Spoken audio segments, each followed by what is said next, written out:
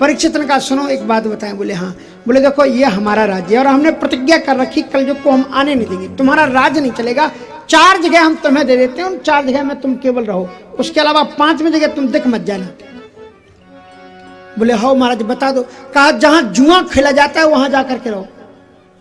मैं नहीं कह रहा हूं, भागवत जी में लिखा है। और जहां जुआ खेला जाता है वहां आज तक दुनिया में आप देख लो, दुनिया भर में अगर जुआ खेलने वाले किसी का घर बसा हो तो मुझे बता देना, मैं कल से कथा में कहना बंद कर दूंगा और कहूंगा खेलो। इसलिए लड़ाई विग्रह कलह सब लेकर के आता है जुआ। पति पत्नी की कभी घर में नहीं बनती। देखो कितने बड़े युधिष्ठिर, जितने बड़े धर्मराज थे और जुआ खेलते थे, उन्हें इतनी अकल नहीं रहेगी पत्नी कोई वस्तु थोड़ी लगा बैठे दाव में और फिर रोते फिरे।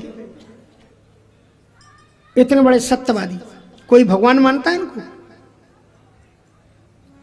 इसलिए जुआ जहां खेला जाता है वहां पर कलयुग किस रूप में रहता है मालूम है?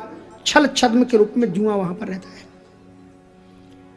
दूसरा जगह कलयुग को परीक्षित ने दिया कि जहां कसाई खाना है वहां रहो, जहां पशुओं की हत्या होती है। देखो कितनी निर्ममता पूर्वक उनकी जीते जी उनकी खाल खींची जाती है। वहां पर निर्दयता के रूप में कलयुग में रहता है। जहां वैश्यालय है, परस्त्री गमन होता है, वहां पर कलयुग निर्लज्जता के रूप में स्थित रहता है।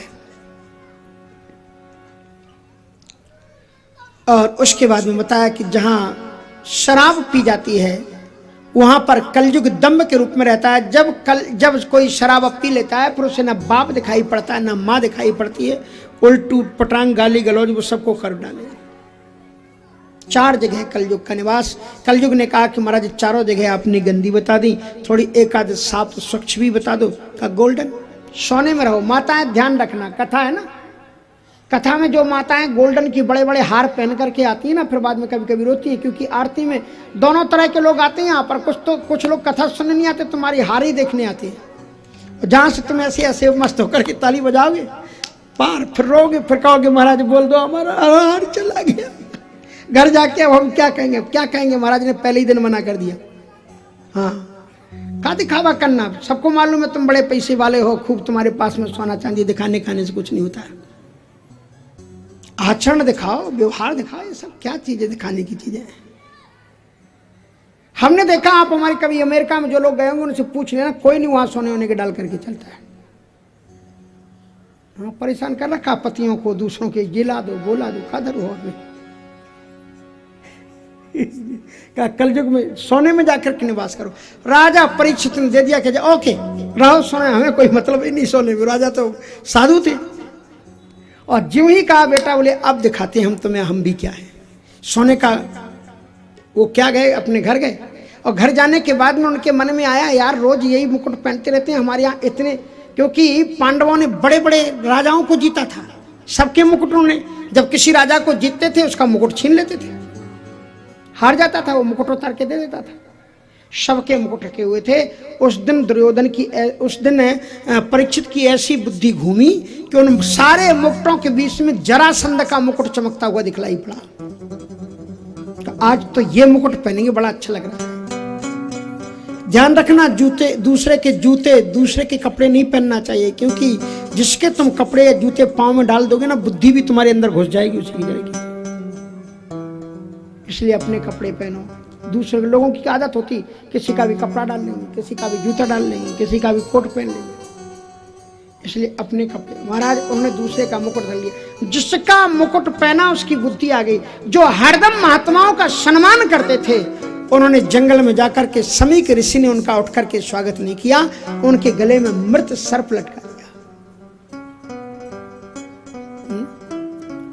यो वै द्रोणश्च विप्लुष्टो न मातु रुद्रे मृता अनुग्रहाद भगवत कृष्ण शाकृष्ट कर्मणा।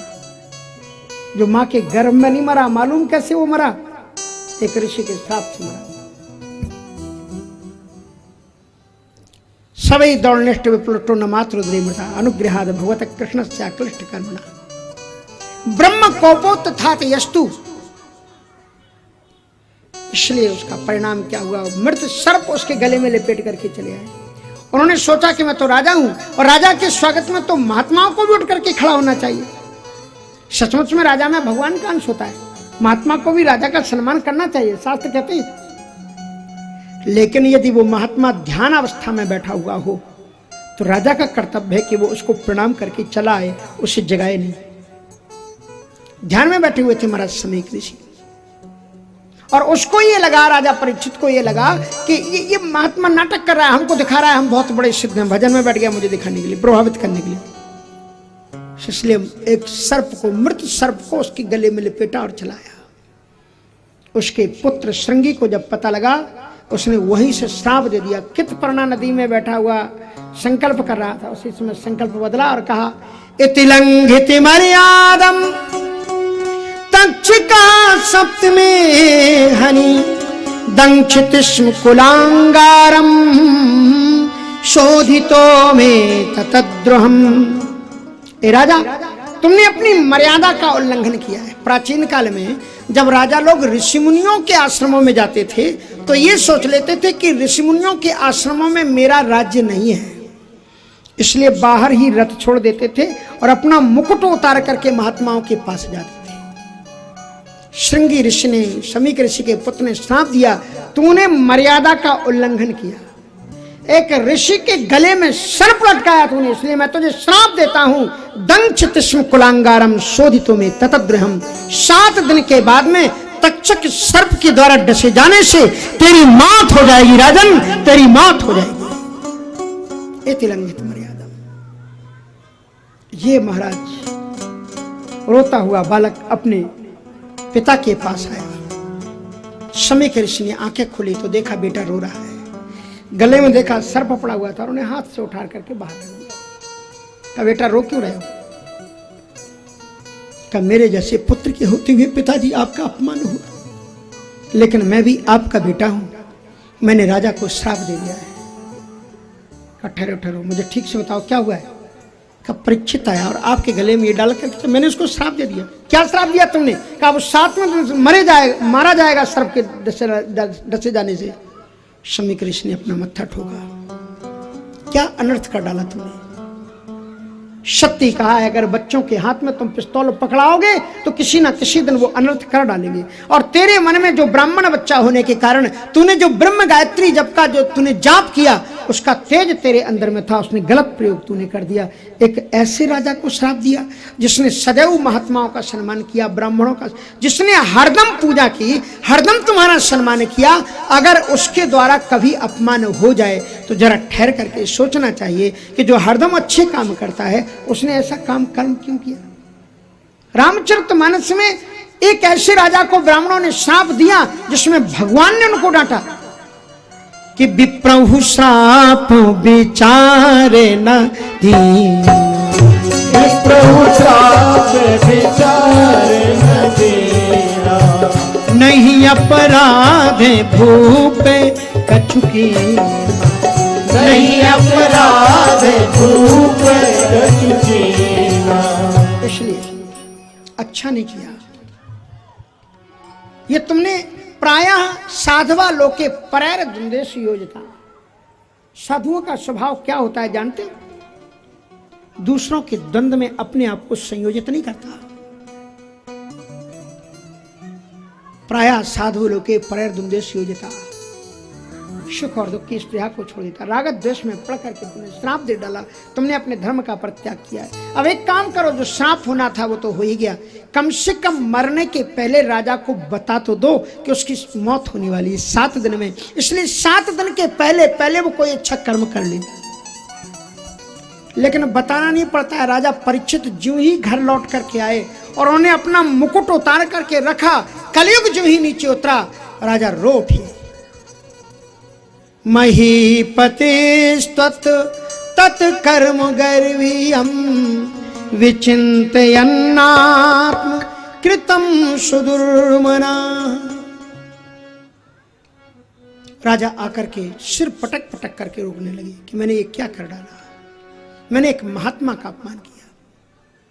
और ईश्वर से प्रार्थना करते हैं कि अद्यैव राज्यम बलमृद्धि को, अद्यैव राज्यं कोश प्रकोपित ब्रह्म कुलानलो में, प्रकोपित ब्रह्म कुलानलो में, दहत भाद्रस्य पुनर्नमे भूत, दहत भाद्रस्य पुनर्नमे भूत, पापीयसी धीर तुझ देव गो, पापीयसी धीर तुझ देव गो।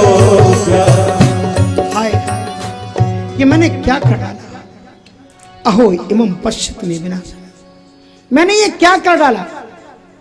हे ईश्वर ऐसी कृपा करो कि मेरा राज्य पाट वैभव अभी का अभी जल करके खाक हो जाए, ताकि आज के बाद में कभी राज्य के अहंकार में आकर के मैं किसी ब्राह्मण का, किसी ऋषि का, मुनि का कभी अपमान न करूं। अतैव राज्यम बल मृदकोशम प्रकोपतब, हे ब्राह्मण तुम मुझे ऐसा शाप दो कि मेरा सब को नष्ट हो जाए। वो ऐसा सोच ही रहे थे, तभी तक गौरमुख नाम के शिष्य वहां पर आ गए।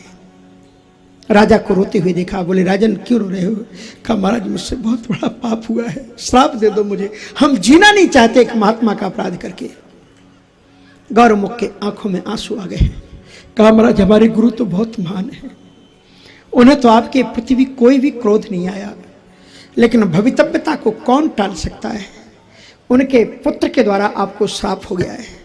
गुरुजी ने भेजा है हमें आपके पास में कि हम आपको बता दें, आज के 7वें दिन बाद तक्षक सर्प के द्वारा डसे जाने से तुम्हारी मौत होनी है, इसलिए तुम्हारे पास में अब केवल 7 दिन हैं। अभी से जो कुछ करना चाहते हो उद्धार के लिए वो कर लो, तुम यही केवल बताने के लिए आए।